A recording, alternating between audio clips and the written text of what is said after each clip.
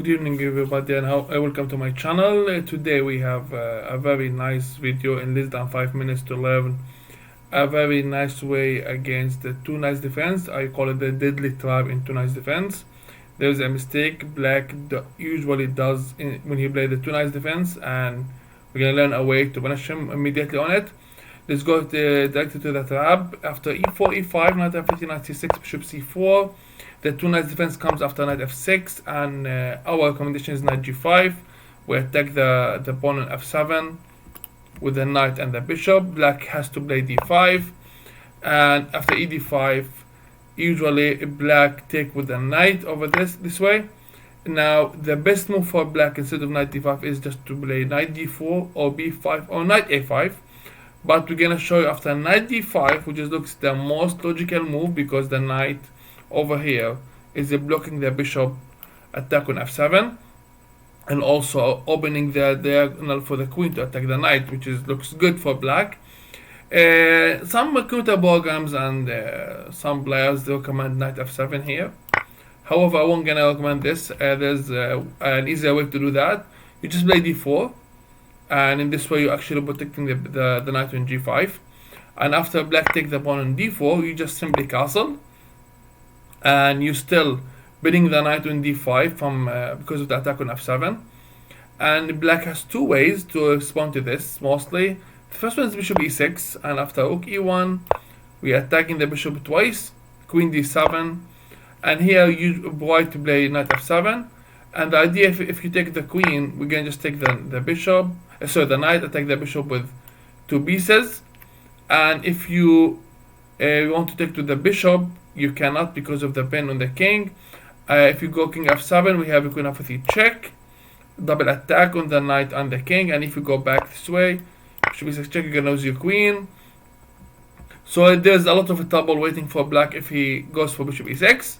So there's a lot of black players who usually go for bishop e7, and I saw this many times. Thinking that he gonna castle next move and then he gonna be out of trouble. And with bishop e7 also he's covering this attack on his king, and also the bishop is attacking the knight on g5. But we have a very nice way to deal with that. We're just gonna take on f7, and we're attacking, of course, the rook and the queen. And after king f7, there's a nice way here for white. You can play here queen f3 check, and then what we call it the fight lever attack, and attacking the king and the knight. And black goes usual for e6, and after rook e1 check, he goes for knight e5. And there's a long game waiting for us, and we have to know some more crazy moves like knight c3, for example. However, there's an easier way to do this.